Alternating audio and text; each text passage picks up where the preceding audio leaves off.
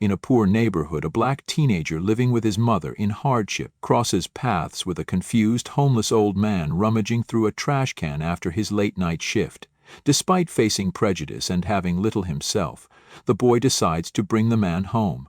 What started as a simple act of kindness leads to the unthinkable. The old man turns out to be the long-lost father of a billionaire, and the emotional reunion changes the boy and his mother's lives forever.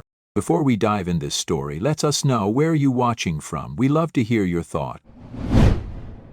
It was just past midnight in Little Pine, a neighborhood that never really slept but never fully woke up either.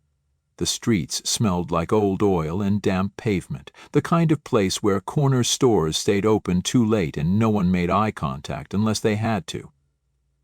Marcus Reed, 17 years old, stepped out the back door of Gracie's Grill carrying a black trash bag that leaked slightly at the bottom.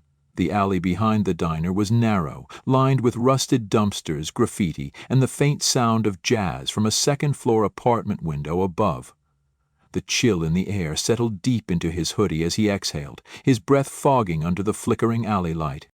Marcus was tall for his age, slim, but with that wiry strength that came from walking everywhere and carrying too much. His skin was dark like polished walnut, his jaw sharp, his eyes tired. He wore black sneakers, cheap and worn, and a hoodie that had faded from years of washing. His face still held the roundness of a teenager, but his expression was that of someone used to being judged the second he walked into a room. That night, like every other, he'd been stared at by customers who gave him the kind of look that said, "Watch my purse," without saying a word. One woman had whispered to her husband just loud enough for Marcus to hear, "Is he even old enough to work here?" While another man handed him his tip by placing it on the table rather than in his hand. He had learned to keep his head down and move fast, like he didn't notice, like it didn't sting. It did, but he buried it somewhere deeper than where tiredness lived. He reached the dumpster and tossed the bag in with a grunt. As it landed, he heard a soft rustle, not from the trash, but from the shadows at the far end of the alley. Marcus straightened, instinctively wary. Then he saw it. A figure hunched low beside the wall, wrapped in layers of filthy blankets. For a second he thought it was a pile of rags, but it moved. Slow, twitchy. A man, old, thin, digging through a torn grocery bag like he was looking for treasure. Marcus could make out a crust of bread in the man's hand, and the way he looked at it, not with disgust but hesitation, like he was trying to decide if it was edible. The man's face was gaunt, his gray beard thick and knotted, his eyes pale and lost. One of his shoes had no sole, and the other was stuffed with newspaper. Marcus stood frozen, his hand still on the dumpster lid, debating whether to pretend he hadn't seen anything. His mother always said they couldn't afford to help anyone, not when they were behind on their own bills. "You can't fix everything, baby," she used to say, "especially not on an empty fridge." But the man's fingers were shaking, not from age alone. This was something else. Hunger, cold, maybe both. Marcus shifted, unsure. Then, almost against his own better judgment, he called out, "Hey!" "Sir?" His voice cracked a little on the second word. The man didn't respond right away, just kept staring at the bread. Marcus stepped forward cautiously. "Are you okay?" The man looked up, slow and unfocused, like it took effort just to lift his head. His eyes met Marcus's for a second, then drifted past him like he wasn't fully there. Marcus hesitated. Something in the man's expression, something fragile, made him pause. "Hold on," he muttered, and turned back into the diner. He grabbed a styrofoam box from the stack, filled it with leftover fries and half a burger no one had touched. It wasn't much, but it was warm. He added a sealed water bottle and returned to the alley, stepping quietly. He crouched down near the man and held the food out. "Here," he said. "It's not trash. You should eat." The man blinked slowly, his eyes focusing on the box like it might disappear if he reached for it. Finally he took it, his fingers brushing Marcus's. They were ice-cold, dry like old paper. "Thank you," he said, his voice raspy and faint. "What's your name?" Marcus asked, unsure why he wanted to know. The man opened his mouth, then closed it, his forehead wrinkled. I think it's Walter," he said finally. Sometimes I remember, other times it's all gone. I had an accident, I think, my head. Since then, I just wander. Marcus looked away, guilt pooling in his stomach. This wasn't supposed to happen tonight.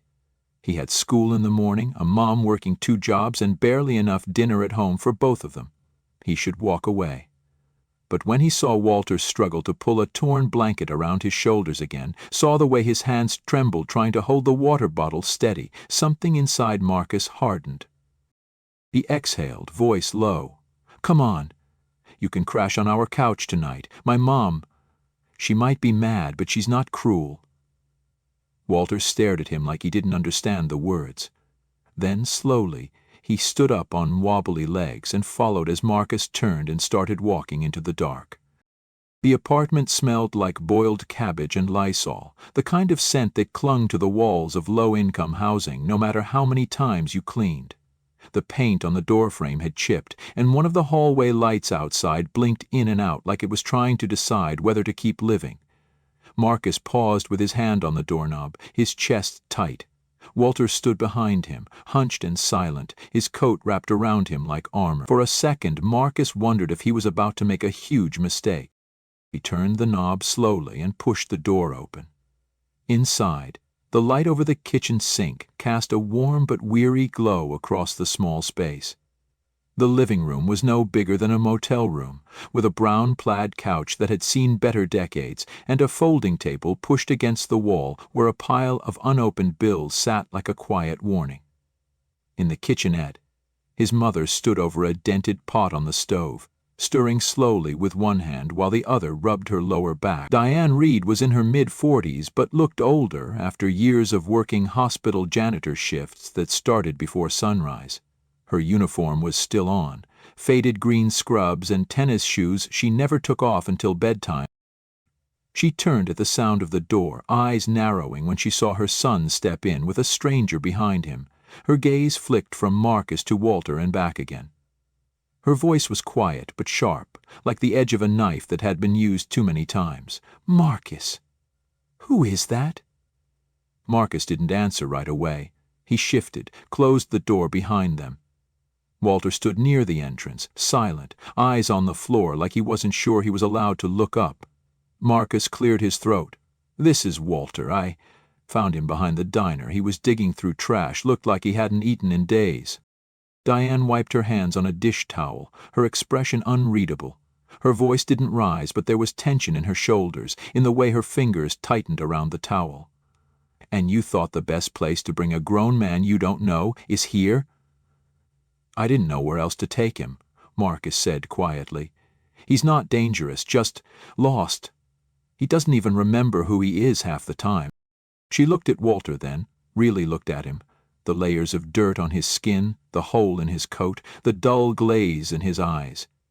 He didn't say anything, didn't move, just stood there like a shadow, trying not to offend the light. Diane exhaled through her nose. Her eyes softened, but her tone stayed flat. "You hungry?" she asked without looking at him. Walter nodded once, barely. She turned back to the stove and ladled soup into a chipped white bowl, then walked it over to the small table. "And sit," she said, pointing. Walter hesitated. He stepped forward, slow, like every movement cost him something. He lowered himself into the chair and wrapped both hands around the bowl like it was the only warm thing in the world. The steam rose and fogged his glasses, and for a moment he didn't move. Then he took a cautious sip. A soft sound escaped his lips, a sigh that felt more like a release than relief. Marcus stood off to the side, watching his mother. She hadn't yelled, hadn't told him to get Walter out. That alone was a small miracle. Diane pulled out a chair across from Walter and sat down slowly, folding her arms. Her voice dropped a little. "You got any family, Mr. Walter?" He blinked at the soup, then up at her, confused. "I don't know, maybe. Some days I think I had a son, but I can't picture his face. Other days I wake up and I don't even know what city I'm in." Diane's eyes didn't flinch. She nodded slowly like she'd seen worse stories come through the ER hallway on her cleaning rounds. Well, you can sleep on the couch tonight. We don't have much, but it's warm, that's all I can promise. Walter looked at her, the spoon shaking in his hand, then down at the soup like he wasn't sure if he was supposed to finish it. Thank you, he said, his voice rough and low. This is real kind. Diane stood without a word and walked into the bedroom. Marcus followed with his eyes until the door closed, then glanced back at Walter, who had slowed his eating but hadn't stopped. He pulled out an old blanket from the closet and laid it on the couch, folding it twice. Walter looked up when he finished, eyes glassy. You didn't have to bring me here, he said. Marcus shrugged. Yeah, well, didn't feel right leaving you out there either. The older man gave a slow nod. You remind me of someone. A long time ago, I think. He took another sip of soup. Maybe I'm wrong. Marcus didn't reply. He sat on the floor with his back against the wall, knees pulled up, staring at the silent TV. The air felt heavier now, like the room had inhaled something sacred and was holding its breath. Walter finished eating and curled onto the couch without asking for more. He didn't say goodnight, just pulled the blanket over himself and closed his eyes. From the bedroom, Marcus heard his mother moving around quietly, probably folding laundry or sorting bills that didn't have enough money behind them. He felt the weight of what he'd done, bringing home a man they didn't know, using what little they had to feed him. But he also felt something else. A strange, quiet peace. He looked over at Walter, who was already breathing deep, lost in whatever dreams came to people who no longer remembered themselves. Marcus leaned his head back against the wall and let his own eyes close. The room was small, the future uncertain, but for the first time in weeks the silence wasn't heavy with worry. It was just silence, and soup, and a couch shared by 3 people who, for now, didn't ask for anything more. The morning air tasted like cold metal, sharp and thin, sliding into Marcus's lungs as he stepped out of the apartment. The sun hadn't fully risen yet, and the buildings along the street still slept behind drawn blinds and chipped shutters. The sky was a flat gray, stretched low over the rooftops like a blanket not quite big enough. He zipped his hoodie up to his chin, backpack slung over one shoulder, the other carrying the weight of knowing he'd brought a stranger into their home. Behind him, the door creaked open again. Walter emerged slowly, arms folded tight across his chest, wearing the same coat from the night before. It still looked like it could fall apart with one strong gust. He blinked against the light, blinking slower than most, like everything took him an extra moment to process. Marcus turned slightly, unsure if Walter meant to follow him or just needed some air. Walter didn't say anything. He just stood there until Marcus gave a short nod toward the street. Without a word, Walter stepped beside him. They walked in silence past shuttered storefronts and broken bus stop benches. Marcus kept glancing sideways, watching the old man's uneven gait, the way he limped slightly on the right, the way his fingers twitched every time a car passed too close. Still, he was more alert than the night before, less ghost, more human. Marcus didn't know how long Walter planned to stay. Maybe he didn't know either, but something about his presence, quiet, deliberate, felt less like a burden and more like a question waiting for an answer. When they reached Gracie's grill, Marcus hesitated just before the door. He hadn't thought this through. Bringing Walter home was one thing, bringing him into the diner was something else. The place was already half full, early risers hunched over black coffee and dry toast. Marcus could see their faces through the window, some regulars, some strangers. He felt his stomach clench as he pictured the look on Gracie's face when she saw him walk in with a man who looked like he had crawled out of a storm drain. He turned to Walter, scratching the back of his neck. "You can wait outside if you want. I'll bring something out when I get a break." Walter didn't move. His eyes were fixed on the inside of the diner, the warmth, the motion, the life. Then he spoke, voice low but clear. "I can help?" Marcus blinked. What? Walter's spine straightened just enough to look less fragile. "I don't want to sit out here. I used to work. I think I did. I don't remember what exactly, but my hands—" He looked down at them, gnarled and trembling. "They remember something." Marcus didn't know what to say. He wanted to believe him. Something in the way Walter said it, without pride or pity, just a plain statement of truth, made it hard to brush off, but still, Marcus hesitated. Walter barely had the strength to climb stairs, let alone carry trays or mop floors. Gracie ran a tight ship, and she didn't do favors. Before he could respond, the door swung open. Gracie stood in the doorway, arms crossed. Her short gray hair was pulled back, her apron already stained with coffee. She looked at Marcus, then at Walter, then back at Marcus. "You bringing guests to work now?" Her voice was blunt, clipped, tired like always. Marcus opened his mouth, already feeling the blood rush to his ears. "He's just—" Gracie raised one hand, cutting him off. She looked at Walter again, slower this time. Walter didn't flinch. He stood steady, even as his hands betrayed him with tiny tremors. Gracie let out a long breath. "He can wipe tables. That's it. If he slows anything down, he's out, understand?" Marcus stared at her, unsure he'd heard right. Walter looked down, his shoulders dropping, and nodded. "Yes, ma'am." Gracie turned and walked back in without another word. Inside the diner, the air was thick with the smell of bacon grease and burnt toast. The coffee machines hissed and clinked, waitresses moved like clockwork, and somewhere in the corner, the old jukebox played a dusty blues track that nobody paid attention to. Marcus tossed on his apron and handed Walter a rag. "Start with the booths near the back," he said quietly. Walter took the rag with both hands, gripping it like it had weight. Then he got to work. At first, no one noticed him, just another man cleaning tables. But as the morning wore on, customers began to glance, then whisper. A couple of them stared a little too long. One man narrowed his eyes when Walter passed by and muttered something under his breath. Something Marcus couldn't quite hear but recognized in tone. That slow, lazy disgust some people carried like tradition. Marcus tightened his jaw but said nothing. Walter moved slow, but he never stopped. Every time Marcus glanced his way, he was still working bent over, careful, methodical. He didn't ask for water or food. He didn't even sit. Around noon, a man in a faded plaid jacket looked up from his corner booth and squinted. "Hey," he called, eyes tracking Walter's steps. "You look familiar." Walter paused, blinked at the man, confusion flashing across his face. "Do I?" he asked softly. The man tilted his head. "Yeah, I think so. You used to—" He trailed off, frowning. "Never mind. Probably just someone else." Walter nodded, but Marcus saw a flicker behind his eyes, like a locked door rattling from the other side. The day passed slower after that. Marcus took orders, refilled mugs, but his eyes kept drifting back to Walter.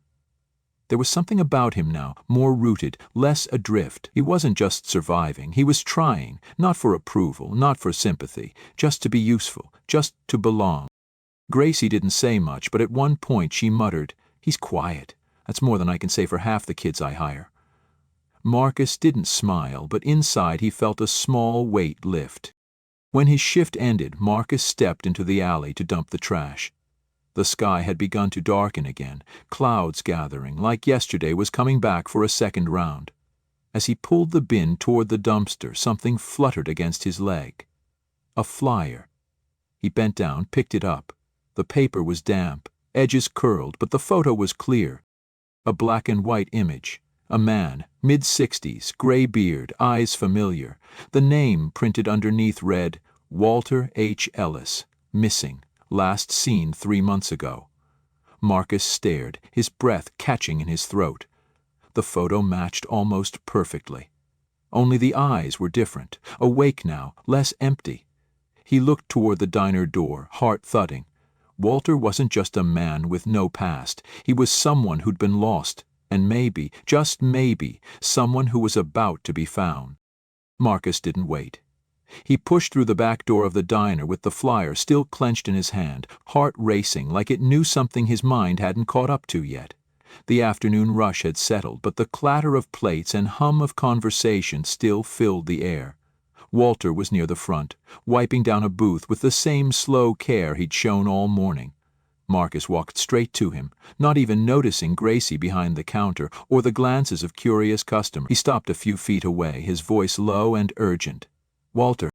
The old man looked up, blinking at Marcus, then at the paper in his hand. Marcus swallowed. "I found this outside. It's you." He handed it over slowly, almost afraid to let go. Walter took it, and as soon as his eyes landed on the image, something in his body shifted. He gripped the edges of the flyer so tightly the paper creased beneath his fingers. His breath caught in his throat, lips parting like he was trying to speak but couldn't. Marcus watched as the scarred hand rose slowly to Walter's temple, pressing against the skin like he was trying to force something loose.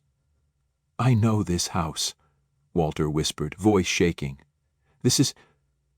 I don't know how, but I know it. This is mine." He stepped back from the table, unsteady but determined, eyes locked on the address printed at the bottom of the flyer. Marcus didn't say anything. He didn't need to.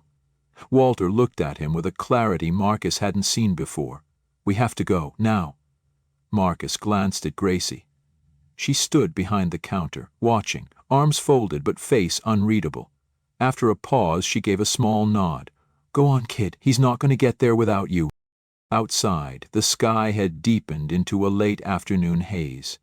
Walter walked faster than Marcus expected, though his legs trembled with each step. He held the flyer like it was the only thing anchoring him to this world. Marcus caught up beside him and looked around, unsure. The address was across town, too far to walk before dark. He pulled Walter gently toward the bus stop at the end of the block. Walter flinched at first, startled by the contact, but when he saw Marcus reaching into his pocket for crumpled bills, he relaxed. The bus ride was quiet, tense. Walter sat with the flyer pressed to his lap, eyes flicking between it and the window like he was afraid the street outside would disappear if he blinked. Marcus sat beside him, arms folded, heart pounding. He didn't know what they'd find. He didn't know who might open the door or whether they'd believe them, but he knew he had to do this. Something about the way Walter had said "this is mine" made it impossible to turn back. When the bus finally slowed and hissed to a stop, Walter stood before the doors had fully opened. He stepped onto the pavement with urgency, nearly tripping as he turned toward the neighborhood ahead. Marcus followed, catching his breath as they walked. Houses here were nothing like where Marcus lived. Front lawns trimmed like magazine pages, porches with rocking chairs that looked like they'd never seen rain. Every mailbox matched, every window had clean blinds. Marcus felt out of place instantly, like his shoes were too loud for the silence. Then Walter stopped. He was standing in front of a 2-story white house with black shutters and a porch light already glowing in the gathering dusk. His breath caught. "That's it," he whispered. "That's my home." He moved up the walkway, shoulders tense, legs barely steady. At the foot of the steps he hesitated. His hand hovered near the doorbell, fingers twitching. Marcus stood a few feet behind, watching. Walter pressed the button. A chime echoed faintly inside. Then silence. Footsteps approached. The door opened.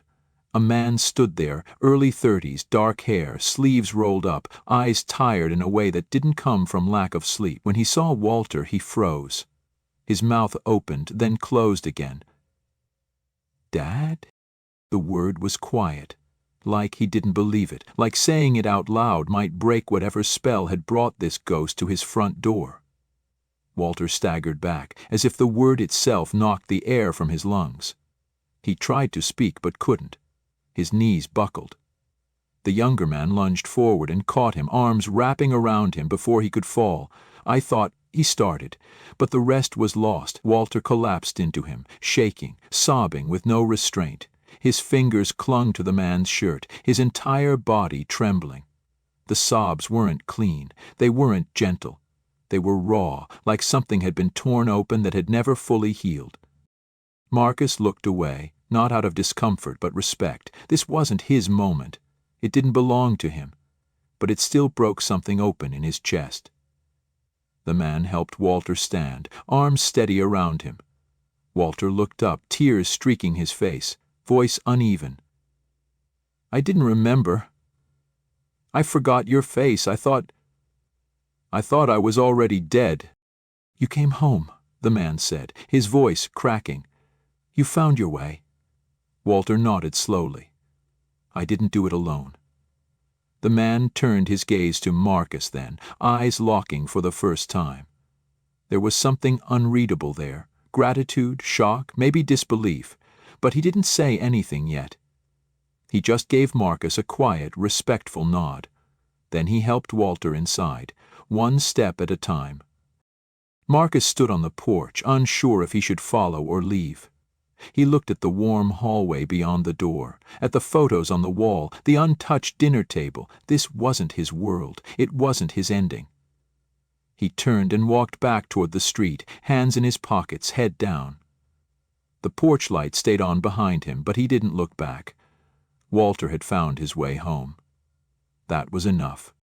The scent of onions sizzling in oil drifted through the apartment, mixing with the steam rising from the chipped pot on the stove. Diane stirred slowly, back turned, her eyes on the curling edges of a past due notice propped between the salt and pepper shakers. She'd come home bone-tired, as usual, kicked off her shoes at the door, tied her headscarf tighter, and started dinner without asking where Marcus had gone. That was their rhythm. Sometimes silence was easier than questions you weren't ready to answer. She'd barely noticed the time until the knock came at the door. It wasn't loud, but it didn't sound like a neighbor. Diane wiped her hands on a dish rag, glanced toward the window. Marcus hadn't texted, and that alone sent something cold through her ribs. She opened the door with one hand still gripping the towel, her expression already drawn tight. The man standing on the other side wore a tailored suit, pressed clean, shoes polished. Shoulders square like someone who walked into meetings and got listened to, but Diane's eyes went past him, locking onto the face behind him. Walter. He looked different, clean-shaven, hair combed back, a coat that actually fit his frame. But the eyes were the same, softer, clearer now, but carrying something familiar. She didn't speak. She just blinked, uncertain if what she saw was real. Walter gave a small nod, and his voice was steadier than she'd ever heard it. "You must be Diane." It wasn't a question. She stepped back slightly, letting the door swing open. "I am?" she said cautiously. Marcus stepped out from the kitchen behind her, wiping his hands on his jeans, heart leaping into his throat when he saw them. "Walter?" His voice was quiet, like he didn't trust it yet. Walter smiled, and something behind that expression made Marcus feel like everything had been worth it. "I wanted to come back. We wanted to thank you properly." The man beside him stepped forward now, extending a hand to Diane first. "I'm David Ellis," he said. "Walter is my father. I spent 3 months searching for him. I owe both of you more than I can say." Diane shook his hand slowly, studying his face like she was still catching up. "We just made sure he didn't freeze on a couch," she said. David glanced around the apartment as he stepped inside, eyes sweeping over the uneven floor tiles, the flickering light above the sink, the stack of envelopes held down by an empty coffee mug. "You gave him more than that," he said gently. "You gave him back to me." Walter looked at Marcus then. "I didn't even know what I needed until you spoke to me. I didn't ask for help, but you gave it. Not for credit, not for reward. You just saw someone who needed something, and you didn't walk away." His voice broke slightly near the end, but he didn't look away. Marcus stood frozen, trying to process the weight of those words, unsure what to say. Diane stepped in quietly. Gets that from his father," she said, almost under her breath. "Man didn't have much, but he'd give the coat off his back if it meant somebody else slept warmer." David turned to her again. "I work with a logistics firm. We've got a couple roles open. Entry-level admin, steady hours, full benefits. If you're interested, I'd like to offer you one." Diane blinked, mouth opening just slightly, unsure whether to laugh, refuse, or cry. "You don't have to say yes now," David added, his tone respectful. "Just know it's there." "And Marcus," Walter said, stepping closer, voice gentler now, "we want to make sure you never have to skip school again to pick up extra shifts. You deserve more than surviving." Marcus felt his throat tighten, emotion creeping up before he could stop it. He nodded once, then looked down at the floor, unsure what to do with the flood rising inside. "You don't have to," he started, but Walter shook his head. I know, that's why we want to. The room fell quiet for a moment, but it wasn't the awkward kind. It was full, heavy, in the best way, like everyone knew something important had just passed between them. Diane looked at the pot on the stove, then back at the three men standing in her living room. We don't have much, she said, but there's enough soup for everyone. They sat at the fold-out table, bowls of hot broth between them, steam curling in the air. No one said much. No one needed to. The sound of spoons scraping gently against ceramic filled the space. David set down his spoon first, glancing around the room once more. You all live with less than you deserve, he said, but somehow you had more to give than most people I know. Diane just smiled faintly and kept eating. Later, as the front door closed behind their guests and the hallway light flickered once again, Marcus stood at the window watching the taillights disappear into the dark. His mother came up beside him, arms crossed, leaning lightly against his shoulder. You good? She asked. He nodded. Yeah, he said softly. I am. That night there were no overdue bills being shuffled on the table, no questions about tomorrow's dinner, just quiet and peace and something else neither of them dared to name out loud. Something that felt dangerously close to hope. Join us to share meaningful stories by hitting the like and subscribe buttons. Don't forget to turn on the notification bell to start your day with profound lessons and heartfelt empathy.